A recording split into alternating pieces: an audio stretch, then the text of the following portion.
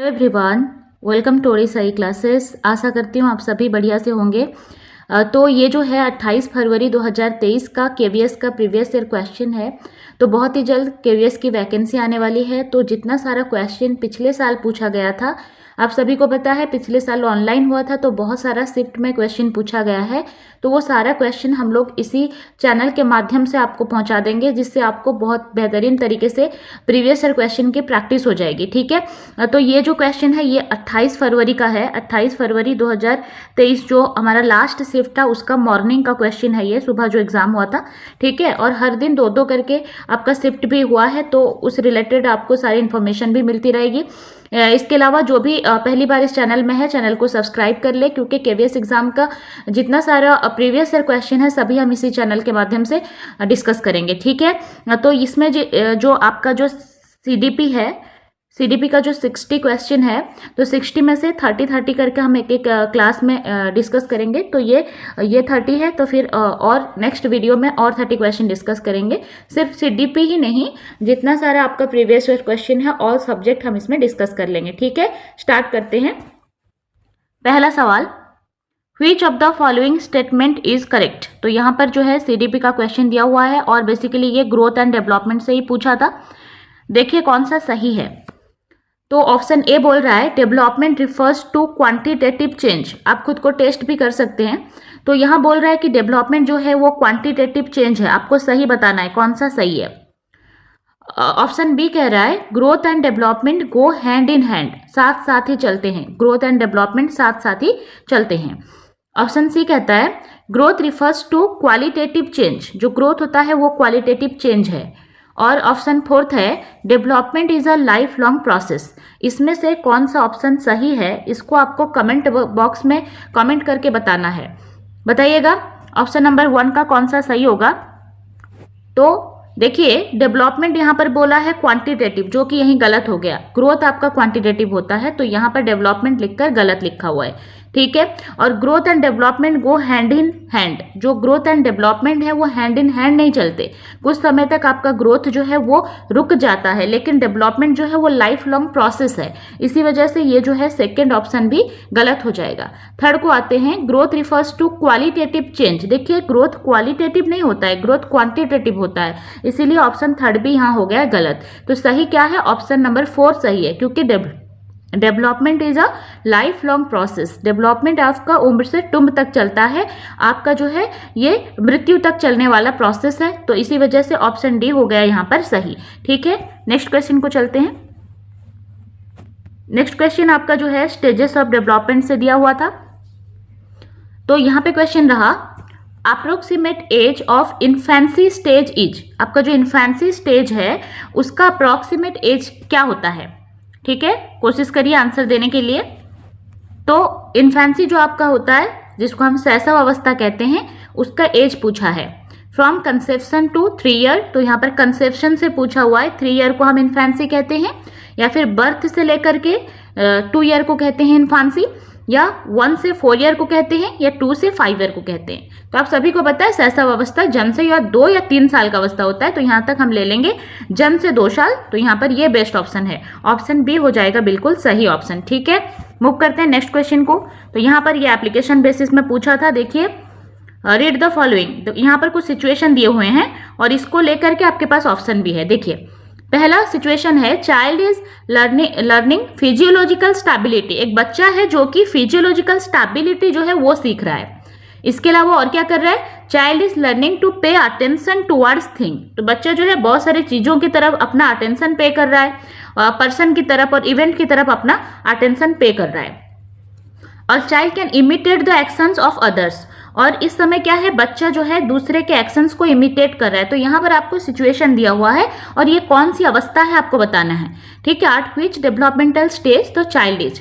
ठीक है, तो यहाँ पर बताया जो बच्चा है वो फिजियोलॉजिकल स्टेबिलिटी सीख रहा है और चीज़ों की तरफ, पर्सन की तरफ, इवेंट की तरफ अपना अटेंशन पे कर रहा है। इसके अलावा वो इमिटेट कर रहा है दूसरे के एक्शंस को। तो ये विकास की कौन सी अवस्था है, इन्फेंसी है, अर्ली चाइल्डहुड है, लेटर चाइल्डहुड है, या एडोलेसेंस है। आप सभी को पता है, तो यहाँ से आंसर हो जाएगा क्या, बताइए कमेंट बॉक्स में आंसर बताइए। तो ये जो है, ये सारे जो क्राइटेरिया हैं वो इन्फांसी स्टेज की हैं, ठीक है। इन्फांसी स्टेज में ही बच्चा नकल करता है, ठीक है, इमिटेट करता है, जिसको हम शैशव अवस्था कहते हैं, ठीक है। जन्म से लेकर के 2 साल का जो अवस्था है उसमें बच्चा जो है इमिटेट करता है, ठीक है। इसके अलावा जो उसकी फिजियोलॉजिकल स्टेबिलिटी भी आती है और वो बहुत सारी चीजें, पर्सन्स और इवेंट्स की तरफ अपना अटेंशन भी पे करने लगता है। तो ऑप्शन ए हो जाएगा बिल्कुल सही, ऑप्शन ए। नेक्स्ट जाएंगे, at which stage of development intellectual skill and concept necessary for civic competence। तो यहाँ पर जो है बच्चा जो नागरिकता के लिए जो उसकी सोच डेवलप होने लगती है, तो यहाँ पर आ जाएगा कौन सा option, childhood, adulthood, middle childhood या फिर एडोलसेंस। तो बच्चे के अंदर जो सिविक कॉन्फिडेंस आती है, ठीक है, सिविक कॉम्पिटेंस उसकी आती है जब उसका कैशोर अवस्था आता है, यानी एडोलसेंस में ही वो अपने नागरिकता के बारे में सोचता है, ठीक है। सिविक कॉम्पिटेंस उसकी जो है, उसके लिए इंटेलेक्चुअल स्किल्स, कंसेप्ट्स, ये सारे नेसेसरी जो होते हैं सिविक कॉम्पिटेंस के लिए, ये सारे डेवलप होने लगते हैं एडोलसेंस पीरियड में। तो यहाँ पर ऑप्शन डी हो जाएगा बिल्कुल सही। नेक्स्ट क्वेश्चन को चलेंगे, आइडेंटिफाई द करेक्ट स्टेटमेंट। तो कौन सा इसमें सही है?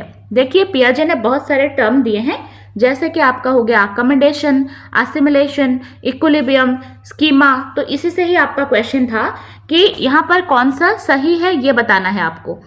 तो यहाँ पर क्या बोला है, accommodation refers to easy absorption. तो यहाँ कह रहा है कि अकोमोडेशन जो है वो इजी एब्जॉर्प्शन है, ठीक है। ऑप्शन बी कह रहा है assimilation refers to enlargement of thought process. Assimilation में आप क्या करते हो, अपने थॉट प्रोसेस को इनलार्ज करते हो। क्या ये ऑप्शन सही है? ऑप्शन सी को चलते हैं, accommodation and assimilation are the same. तो ऑप्शन सी बोल रहा है कि जो अकोमोडेशन है वही असिमिलेशन भी है। और ऑप्शन डी को चलें तो ऑप्शन डी कह रहा है equilibrium refers to balancing process. तो पियाजे ने क्या ये कहा है कि इक्विलिब्रियम जो है वो बैलेंसिंग प्रोसेस है। तो 4 सिचुएशन आपके पास है, आपको बताना है कौन सा सही है। देखिए, अगर आपको पता चल चुका है आंसर क्या है तो प्लीज कमेंट बॉक्स में टाइप कर दें। तो करेक्ट स्टेटमेंट देखिए, ये बिल्कुल नहीं होगा, क्योंकि अकोमोडेशन में ना आप अपने थॉट प्रोसेस को इनलार्ज करते हो। आपने जो कोई भी सिचुएशन को देखा है तो उसको सही करते हो, फिर चेंज करते हो अपने थॉट प्रोसेस में। लेकिन असिमिलेशन हो जाता है आपका इजी एब्सॉर्प्शन। आपको किसी ने कुछ बता दिया, आपने बिल्कुल उसको अपने स्कीमा में लेके फिट कर दिया जैसे को तैसा, वो हो जाता है असिमिलेशन। लेकिन अकोमोडेशन में क्या है, आप करेक्ट चीज को फिर चेंज करते हो, फिर उसको आपके थॉट प्रोसेस को इनलार्ज करते हो। तो कहीं ना कहीं इसको ये चेंज करके दे दिया है। तो ऑप्शन ए भी गलत है और बी भी गलत है, ठीक है। अकोमोडेशन आपका जो है चेंजिंग प्रोसेस है, जो कि सही चीज को, गलत को हटाकर आप सही चीज को वहां बिठाते हो, ठीक है, ऐसे ही एक्सेप्ट नहीं कर देते हो। तो अकोमोडेशन का यहाँ गलत हो गया। और असिमिलेशन का होता है जो आपको सिखाया जा रहा है उसको बस रिसीव कर रहे हो, कोई एनलार्जमेंट थॉट प्रोसेस नहीं लग रहा है यहाँ पर, जबकि ये गलत लिखा हुआ है, ठीक है। अकोमोडेशन असिमिलेशन दोनों सेम चीज नहीं है, अलग चीज है। असिमिलेशन का मतलब होता है जो आपको सिखाया जा रहा है आप बस उसको फिट किए जा रहे हो, और अकोमोडेशन का मतलब है जो अपना गलत सीखा है उसको चेंज करके आप सही चीज को बिठा रहे हो, ठीक है। तो ये एक इनलार्ज थॉट प्रोसेस होता है। तो ये 3 के 3 ही गलत हैं। तो सही क्या है, ये जो 4th नंबर का है। उन्होंने बताया इक्विलिब्रियम जो है वो एक बैलेंसिंग प्रोसेस है, ये बिल्कुल सही है। तो ऑप्शन डी हो जाएगा बिल्कुल सही, ठीक है। मूव करते हैं 6 नंबर की तरफ। In which age group children have keen sense of right or wrong? कौन से एज ग्रुप में बच्चे के अंदर सही और गलत की समझ डेवलप होने लग जाती है, ठीक है। तो देखिए, जो सही और गलत का जो समझ है, कहीं ना कहीं ये जो है कॉन्क्रीट ऑपरेशनल स्टेज में ही डेवलप होने लगता है। तो यहाँ पर सही जो है वो हो जाएगा आपका 9 से 11, ठीक है। 9 से 11 हो जाएगा बिल्कुल सही। क्यों? देखिए, क्योंकि एक बच्चा अगर सेंसरी मोटर स्टेज में है तो उसमें तो उसके नैतिक विकास होते ही नहीं है, ठीक है। नैतिक विकास उसके स्टार्ट होते हैं प्री ऑपरेशनल स्टेज से, जो कि उसका जो है उसके बाद में जो है प्री ऑपरेशनल स्टेज में अगर बच्चा है, ठीक है, जो उसका स्टार्टिंग वाला अर्ली चाइल्डहुड पीरियड होता है। अर्ली चाइल्डहुड में बच्चा सिर्फ ये जानता है कि खिलौने चुराना जो है वो गलत बात है।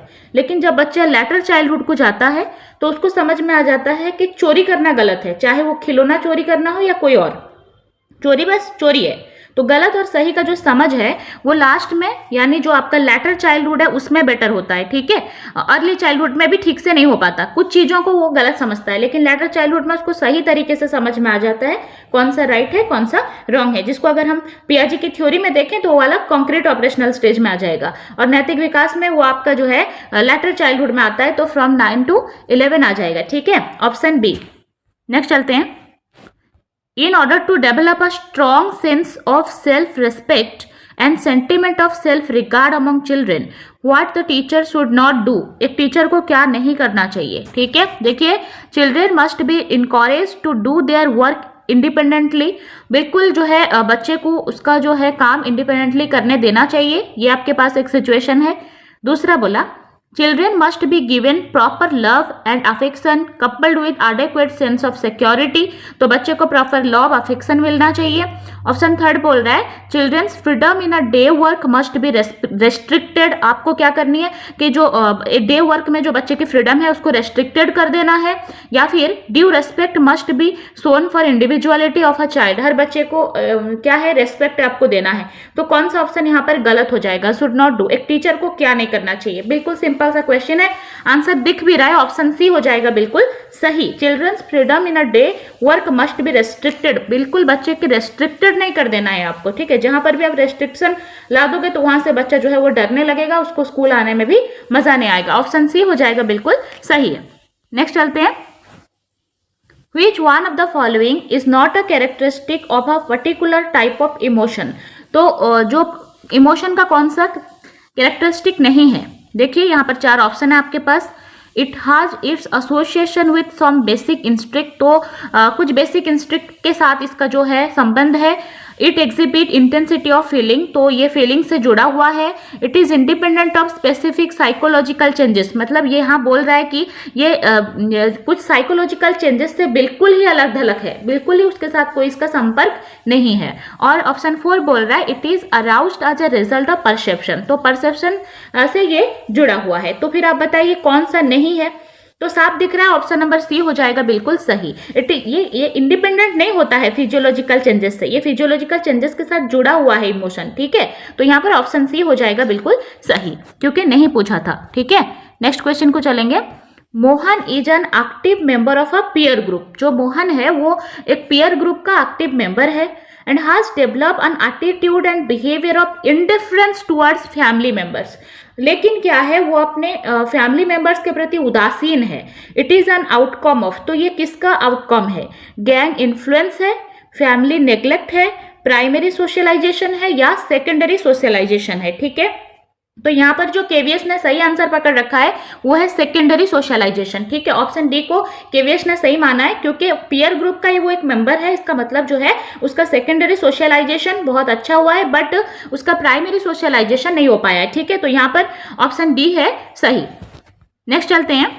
Which of the following statement is correct, कौन सा ऑप्शन जो है वो यहाँ सही है, देखिए। Biologically life begins at birth, तो यहाँ जो है ऑप्शन बोल रहा है कि जो आपकी लाइफ है वो बायोलॉजिकली स्टार्ट होती है बर्थ से, यानी जब आपकी मदर आपको बर्थ करती हैं तो उस समय से आपका बायोलॉजिकली लाइफ स्टार्ट हो रहा है। ऑप्शन 2 क्या कह रहा है, legally life begins at conception, तो लीगली जो है आपका लाइफ कंसेप्शन से शुरू होता है। इसका मतलब जब आपका जब पेरेंट्स का जो है मेल एंड फीमेल गैमेट का जो फर्टिलाइजेशन होने के बाद में जो जाइगोट का फॉर्मेशन होता है, तो कंसेप्शन से ही लीगली बर्थ स्टार्ट होती है, ऑप्शन 2 का कहना है। ऑप्शन 3 बोल रहा है biologically life begins at conception, तो जब कंसेप्शन होती है तो उस समय से है बायोलॉजिकली लाइफ स्टार्ट होती है। और ऑप्शन 4 कह रहा है legally life begins at birth, लेकिन लीगली जो है लाइफ बर्थ से स्टार्ट होती है। तो यहाँ पर जो है क्या होगा सही, देखिए ऑप्शन ए बोल रहा है ए और बी सही है, ऑप्शन बी बोल रहा है सिर्फ ए सही है। तो यहाँ पर आप बता सकते हो, बहुत ही इजी सा क्वेश्चन है, ध्यान से अगर आप देखेंगे तो कर पाएंगे। देखिए अगर हम देखें, देखिए कंसेप्शन से जो है आपका लाइफ बिगिन होता है, ये तो बायोलॉजिकल है, ठीक है। बायोलॉजिकली कंसेप्शन से ही आपका लाइफ स्टार्ट हो जाता है, क्योंकि जब आपका जो है जाइगोट का फॉर्मेशन हो गया है तो फिर वो उसमें फिर सेल डिवीजन हो जाएगा, और सेल डिवीजन के बाद वहां से एम्ब्रियो, फिर आप एम्ब्रियो बनने लग गए, और फिर आप एक मैच्योर बेबी होने के बाद में फिर आपका जन्म हुआ है। तो बायोलॉजिकली तो आप स्टार्टिंग आप कंसेप्शन से ही हो गए हो, लेकिन लीगली जो है लीगली लाइफ स्टार्ट होती है जब आप बर्थ होते हो, ठीक है। तो यहाँ से ये 2 सही हो जाएगा, biologically life begins at conception से आपका बायोलॉजिकली लाइफ स्टार्ट होता है, लेकिन बर्थ से आप लीगली जो है आप लाइफ का जो है बिगिन करते हो। तो यहाँ से ऑप्शन थर्ड एंड फोर्थ हो जाएगा बिल्कुल सही। ऑप्शन थर्ड एंड फोर्थ कहाँ पे दिया हुआ है? ऑप्शन सी में दिया हुआ है, ऑप्शन थर्ड एंड फोर्थ। ठीक है, होप यू एंजॉय इट। जितना सारा प्रीवियस ईयर क्वेश्चन है ऐसे ही सभी को हम सॉल्व करने वाले हैं आने वाले वीडियोस में। नेक्स्ट देखेंगे, which one is not true about creativity. Creativity के बारे में कौन सा सही नहीं है? ये नॉट वाले को ना अच्छे से पढ़ना है। Creative thinking can not be close thinking. तो यहां बोला कि क्रिएटिव थिंकिंग जो है ना वो क्लोज थिंकिंग नहीं हो सकती है।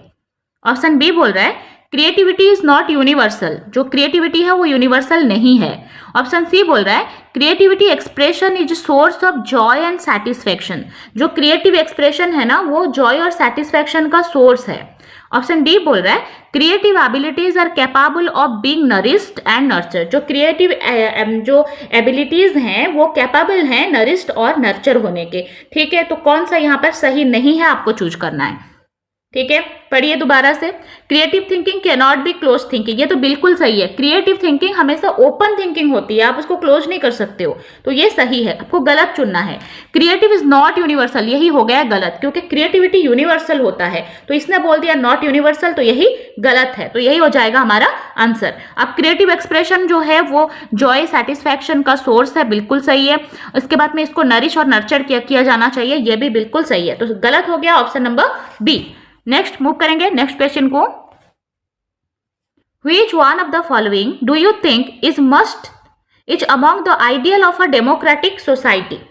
तो आपको क्या लगता है ये जो 4 दिया हुआ है इसमें से जो है आइडियल्स ऑफ डेमोक्रेटिक सोसाइटी क्या होना चाहिए? डेमोक्रेटिक सोसाइटी की बात है, पावरफुल लीडरशिप। देखिए ये जो पावरफुल लीडरशिप जो है ये डेमोक्रेटिक सोसाइटी के अंदर नहीं होती है। Obedient fellowship, respect for enlightened individual, belief in opinion of leader. तो यहाँ पर केवीएस ने बिल्कुल जो सही ऑप्शन को चुना है वो है option number C, respect for enlightened individual. ठीक है जी, तो ये जो है इस डेमोक्रेटिक सोसाइटी जो है इसका जो है आइडियल है। तो यहां से ऑप्शन सी हो जाएगा बिल्कुल सही। Next, which of the following can not be a test to measure intellectual ability of a learner. तो यहाँ पर नॉट दिया हुआ है, थोड़ा ध्यान से देखेंगे। तो not be a test to measure intellectual ability of a learner. तो इंटेलेक्चुअल एबिलिटी एक लर्नर की उसको मेजर करने का कौन सा एक सही टेस्ट नहीं है? New learning and use of past learning, meeting the demand of situation, making sound ethical judgment and moral decision, solving problem confronted by him or her। देखिए यहाँ पर जो है नहीं दिया है इंटेलेक्चुअल एबिलिटी का, तो यहाँ पर ऑप्शन 1 बिल्कुल सही है, क्योंकि जो है new learning and use of past learning ये बिल्कुल सही है। Meeting and demands of situation situation के डिमांड के हिसाब से जो है उसको फिल करना ये भी बिल्कुल सही है। ऑप्शन सी है making sound ethical judgement and moral decision, ये भी सही है। तो केवीएस ने जिसको सही माना है वो है option number 4, solving problems confronted by her. Good school should be concerned with development of children which mainly includes acquisition of. देखिए जो अच्छे स्कूल्स होते हैं तो should be concerned with development of children, और जो अच्छे स्कूल हैं वो कंसर्न होते हैं बिल्कुल बच्चे के ऑलराउंड डेवलपमेंट के लिए। ठीक है, और उसमें से सबसे ज़्यादा इंपॉर्टेंट क्या है? किसका क्वाइजेशन जो है वो होना चाहिए एक अच्छे स्कूल में। Skill required by healthy person, जो एक हेल्दी पर्सन के लिए स्किल चाहिए वो आप डेवलप करो अच्छे स्कूल का, यही मोटिव है। या स्किल रिक्वायर्ड बाय नेशन, हमारे देश को जो स्किल की ज़रूरत है उसके लिए प्रिपेयर करना। या नॉलेज ऑफ सब्जेक्ट, जो भी सब्जेक्ट पढ़ाया जा रहा है स्कूल में उसका नॉलेज डेवलप कराना, वो गुड स्कूल का है। या फिर लाइफ स्किल सिखाना जो है वो गुड स्कूल का लक्ष्य होना चाहिए। आपको क्या लगता है कमेंट बॉक्स में बताइएगा।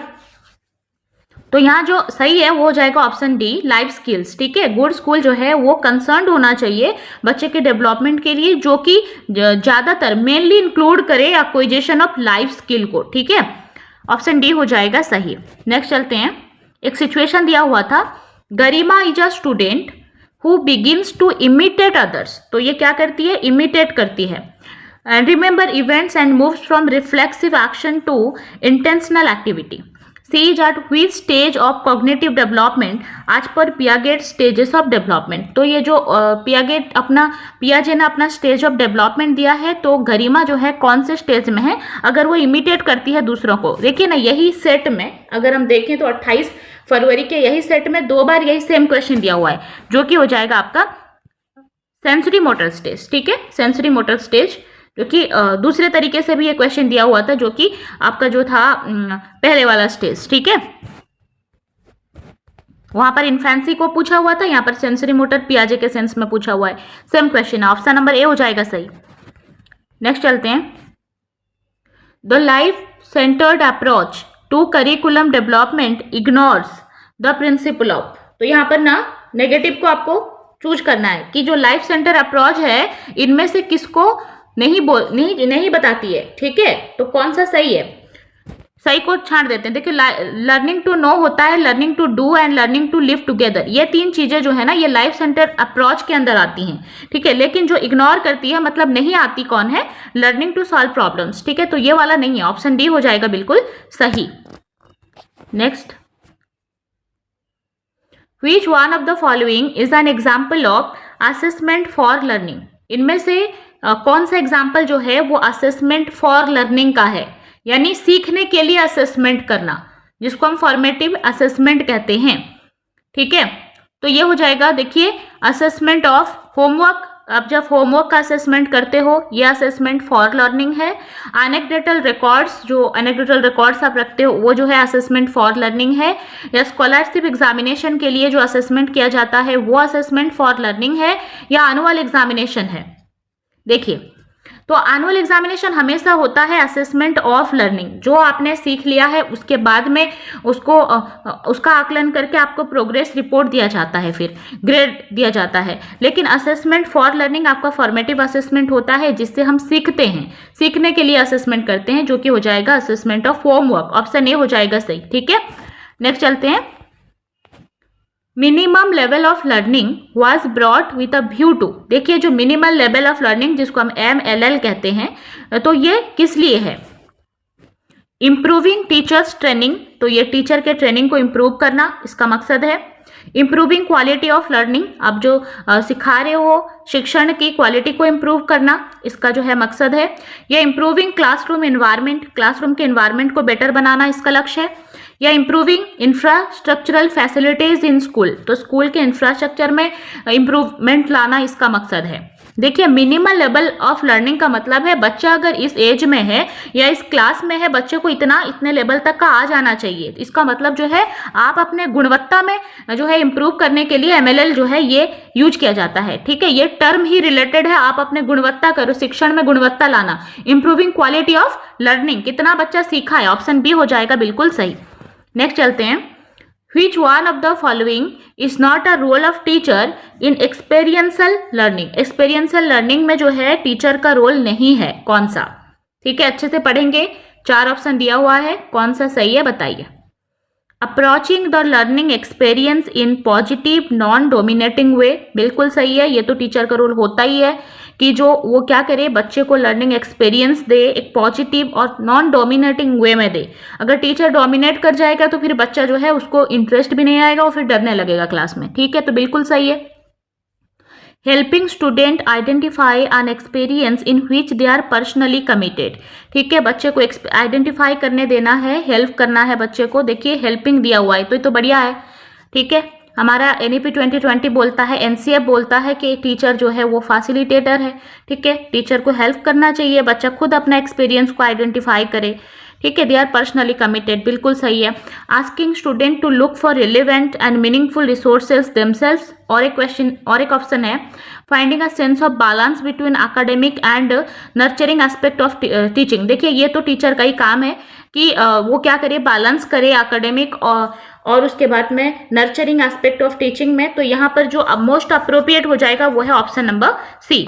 KVS ने ऑप्शन नंबर सी को दिया हुआ है answer, asking student to look for relevant and meaningful resource themselves. ठीक है, ये जो है ये not role of experience telling, जो ये टीचर का जो है डायरेक्ट जो है रोल के अंदर नहीं आता है, तो ऑप्शन सी यहाँ पे सही हो जाएगा। नेक्स्ट चलते हैं।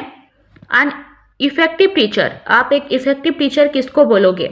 जो कि मैनेज हिज और हर क्लास वेल, जो अपने क्लास को बढ़िया से मैनेज कर लेता है, वो इफेक्टिव टीचर है। नो हिज और हर सब्जेक्ट वेल, जिसको अपने सब्जेक्ट के ऊपर बहुत अच्छा कमांड है, वो इफेक्टिव टीचर है।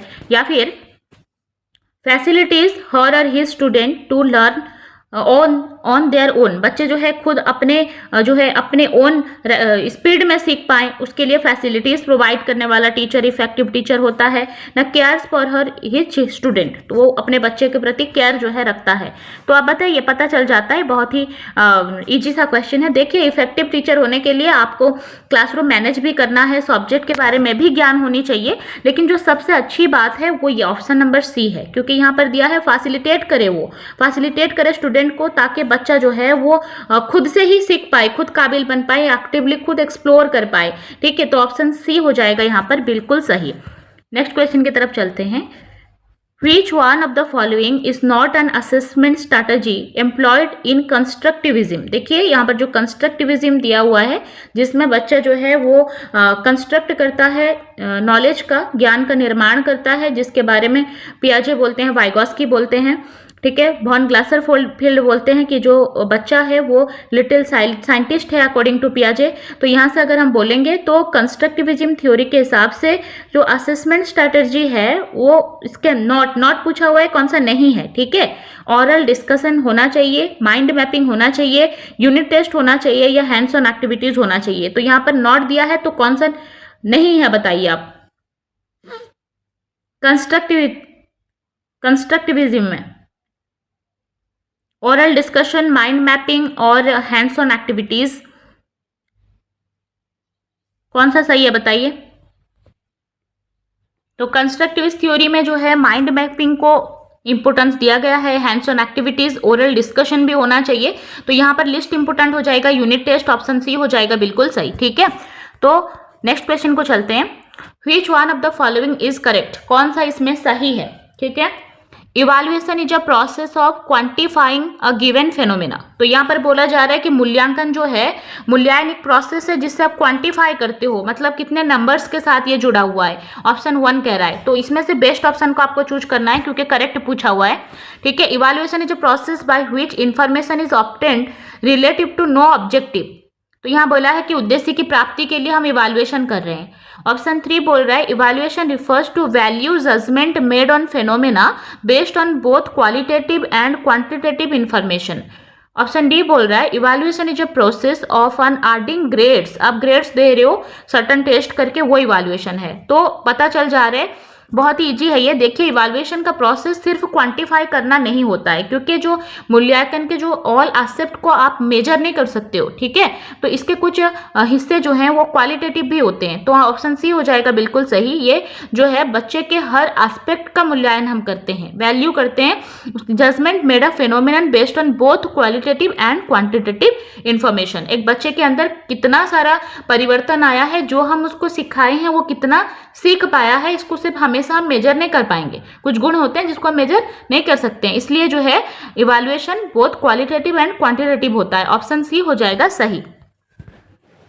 23rd, which restriction will be no avail in converting essay type into restricted response item? तो यहाँ पर बोला है जो कौन सा जो रेस्ट्रिक्शन है वो कन्वर्ट एसे टाइप को रेस्ट्रिक्टेड रिस्पॉन्स में नहीं कर रहा है। देखिए, आप ऑप्शन 23rd जो है उसका ऑप्शन नंबर 4 हो जाएगा सही। ग्रेविटी ऑफ रिस्पॉन्स माना है केवीएस ने इसे। नेक्स्ट चलते हैं। Which one of the following is an essential thing to be borne in mind while forming group of student? जब आप बच्चों का ग्रुप बना रहे हो तो कौन सी चीज आपके दिमाग में होनी चाहिए? Possibility of immediate evaluation, immediate evaluation आप कर पाओ इसलिए। पॉसिबिलिटी ऑफ सिस्टमेटिक अप्रोच, एक सिस्टमेटिक अप्रोच हो इसलिए आप कर रहे हो। पॉसिबिलिटी ऑफ फ्री इंटरेक्शन, बच्चों के अंदर फ्री इंटरेक्शन हो पाए इसीलिए आप ग्रुप बना रहे हो। ना पॉसिबिलिटी ऑफ इक्वल पार्टिसिपेशन, बच्चों के अंदर इक्वल पार्टिसिपेशन हो पाए इस वजह से ग्रुप बन रहा है। देखिए, यहाँ पर जो है बेस्ट ऑप्शन हो जाएगा ऑप्शन नंबर 3, क्योंकि बच्चे जो है वो फ्रीली इंटरेक्शन कर पाएं। क्योंकि जितना भी मल्टीग्रेड क्लास होता है तो वहाँ पर जो सबसे बेस्ट थिंग यही है कि बच्चे एक दूसरे से सीखते हैं। ठीक है, तो फ्री इंटरेक्शन का होना बहुत जरूरी है। ऑप्शन सी हो जाएगा बिल्कुल सही, option C. Next, Which of the following information is not contained in the unit plan? कौन सा information जो है वो यूनिट प्लान में नहीं होता है? Major and minor concept dealt with unit. देखिए यूनिट से जुड़ा हुआ मेजर माइनर सभी कंसेप्ट जो है यूनिट प्लान में होता है। नॉट पूछा हुआ है तो गलत को हमें चूज करना है। Total number of period required, मतलब इस यूनिट के लिए कितने पीरियड चाहिए। सब unit wise teach the unit, ठीक है, आपको सब यूनिट वाइज ही पढ़ाना होता है, इतने पीरियड में इतना यूनिट, ये बिल्कुल होता है, यूनिट प्लान के अंदर आपका होता है। ऑप्शन 3 को जाएंगे। The method and strategies to be used sub unit wise. Yes, कौन से यूनिट को आप किस तरह से पढ़ाएंगे वो भी आपका यूनिट प्लान के अंदर ही आता है। आप प्लान करोगे तभी तो पढ़ाओगे, यूनिट टेस्ट इसके अंदर नहीं आ रहा है, ठीक है। ऑप्शन डी हो जाएगा बिल्कुल सही। Next, which one is not basic quality of an active student. एक एक्टिव बच्चे का कौन सा जो है वो बेसिक क्वालिटी नहीं है। नॉट वाला पूछा हुआ है, ध्यान से पढ़ेंगे।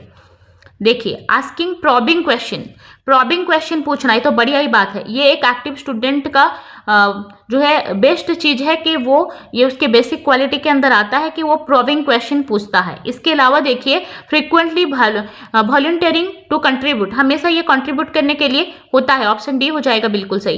Actively participating in all activities, सारे एक्टिविटी में ये है एक्टिवली पार्टिसिपेट करता है, बिल्कुल सही है। तो गलत हो जाएगा ऑप्शन नंबर बी, क्योंकि नॉट पूछा है तो हमें जो है लिस्ट इंपोर्टेंट को निकाल देना है, ठीक है। तो developing idea and question in their mind before speaking, तो ये वाला जो है लिस्ट इंपोर्टेंट हो जाएगा, तो इसीलिए केवीएस ने इसी को ही सही माना है। ऑप्शन बी हो जाएगा सही। नेक्स्ट चलते हैं। A teacher is analysing performance of student in qualitative terms as poor, satisfactory, average, very good and excellent. Which tool he or she might be using? एक टीचर जो है उसने एनालाइज किया, बच्चे के परफॉर्मेंस की एनालिसिस की और उससे पता चला poor, satisfactory, average, very good, excellent. तो इस तरह का जो है क्वालिटेटिव जो है टर्म जो है यूज हुआ है। तो इसका क्या हुआ होगा? चेकलिस्ट के थ्रू हुआ है असेसमेंट, रेटिंग स्केल में हुआ है, क्वेश्चनर के थ्रू हुआ है या पोर्टफोलियो के थ्रू हुआ है। तो जहां पर भी हम लोग इस तरह का परफॉर्मेंस आ जाता है, सेटिस्फैक्टरी, एवरेज, वेरी गुड, तो ये रेटिंग स्केल ही होता है जिसमें रेटिंग मिलती है। ऑप्शन बी हो जाएगा बिल्कुल सही। About monograde teaching situation, which of the following statement is true. Monograde के बारे में कौन सा सही है? There is high cooperation among children, तो यहाँ पर जो है हाई कोऑपरेशन होती है बच्चों के अंदर, यहाँ पर बोला जा रहा है मोनोग्रेड के बारे में। ध्यान रखिएगा, क्वेश्चन में मोनोग्रेड लिखा हुआ है। The situation is mostly informal, जो सिचुएशन हो जाती है वो इनफॉर्मल हो जाती है। फिर टीचर डोमिनेशन इज लिस्ट, यहाँ जो टीचर का डोमिनेशन है वो कम होता है। या फिर यहाँ दिया हुआ है variety of experience of children is limited with in their group, तो यहाँ पर कौन सा हो जाएगा सही बताइए। तो मोनोग्रेड के बारे में बोला है, कौन सा सही है, ठीक है। देखिए कौन सा सही हो सकता है। There is high cooperation among children, कैसे कोऑपरेशन होगा? मोनोग्रेड में ना बच्चे के अंदर इंटरेक्शन करने का इतना मौका नहीं मिलता है, ठीक है, तो ये हो जाएगा गलत। The situation is mostly informal, नहीं फॉर्मल होता है, बहुत ज्यादा फॉर्मल होता है मोनोग्रेड, ठीक है। मल्टीग्रेड में आपका जो है इनफॉर्मल हो सकता है, लेकिन मोनोग्रेड हमेशा फॉर्मल होता है, ठीक है। टीचर डोमिनेशन इज लिस्ट, नहीं, तो यहाँ पर टीचर की डोमिनेशन ज्यादा हो जाती है मोनोग्रेड में, ठीक है। तो यहाँ पर ऑप्शन 4 हो जाएगा सही, क्योंकि variety of experiences of children limited हो जाते हैं, ठीक है, विद इन देयर ग्रुप, वो सिर्फ अपने ही ग्रुप में हो जाते हैं, तो उनका जो लर्निंग एक्सपीरियंस का वेराइटी है ना वो लिमिटेड हो जाता है फिर मोनोग्रेड में, इसीलिए मल्टीग्रेड बेटर होता है। तो क्योंकि वहां पर जो है ना बच्चों को बहुत सारे इंटरेक्शन करने का मौका मिल जाता है। ऑप्शन डी हो जाएगा बिल्कुल सही। नेक्स्ट क्वेश्चन को चलते हैं। Which of the following statement is not true, गलत पूछा हुआ है, कौन सा सही नहीं है। Self assessment help student to reflect on their own learning, बिल्कुल सही बात है। यहाँ पर देखिए जो सेल्फ असेसमेंट होता है उससे बच्चा अपना ओन लर्निंग जो है उसको रिफ्लेक्ट कर पाता है, बिल्कुल सही है। ऑप्शन 2 देखेंगे, ऑप्शन 2 कह रहा है self assessment help student develop skill in Meta cognition, बिल्कुल सही है। बच्चा जो है सेल्फ असेसमेंट के द्वारा अपने जो है मेटा कॉग्निशन स्किल को जो है वो डेवलप करा सकता है, बहुत ही बढ़िया। और उसके बाद में ऑप्शन डी देखिए self assessment help student became independent, इससे वो इंडिपेंडेंट भी हो पाता है। तो यहाँ पर ये 3 तो बेस्ट हो गए अपने आप में। ऑप्शन सी हो जाएगा यहाँ पर नॉट ट्रू, क्यों? Self assessment help student to consolidate their learning through interaction, अब सेल्फ इंटरेक्शन की कमी होती है, ठीक है, तो यहाँ हो जाएगा सेल्फ असेसमेंट के अंदर में इंटरेक्शन कहाँ होती है, तो ऑप्शन सी हो जाएगा यहाँ पर सही, ठीक है। नेक्स्ट मूव करेंगे। If you find a student wearing some odd dress in your class, आपने देखा एज अ टीचर कोई स्टूडेंट है और आपकी क्लास में ऑड ड्रेस पहन के आया हुआ है, तो आप क्या करोगे? नॉट पे एनी अटेंशन, आप उस पर कोई अटेंशन ही नहीं दोगे कि जैसा भी पहन के आया है भाई चलेगा। ऑप्शन 2 बोल रहा है make a joke on him, आप उसका मजाक बनाओगे। अच्छा बताओ आप सोच के बताओ। Then counsel him or her to wear school uniform instead of such dress, आप उसकी काउंसलिंग करोगे और आप उसको बताओगे कि बेटा यूनिफॉर्म पहन के आओ, स्कूल में ऐसे ड्रेस नहीं पहनते। या फिर ask the student not to attend the class, आप उसको मना ही कर दोगे कि आप क्लास में मत आया करो। ठीक है, कौन सा बेस्ट ऑप्शन है? इजी सा सिचुएशन है, बता देंगे आप, बताइए। देखिए, आप अटेंशन नहीं दोगे ये तो बिल्कुल गलत है, क्योंकि स्कूल है तो उसमें यूनिफॉर्म होना चाहिए, तो आप बिल्कुल इसकी काउंसलिंग करोगे, अटेंशन आपको देना ही है। मेक अ जोक, आपको जोक तो बिल्कुल नहीं बनाना है, ना उसका दूसरे बनाए ऐसे आपको बनाने देना है। थर्ड चीज ये है कि आप स्कूल से ही उसको क्लास अटेंड करने के लिए ही मना कर दोगे, ये तो बिल्कुल गलत हो गया।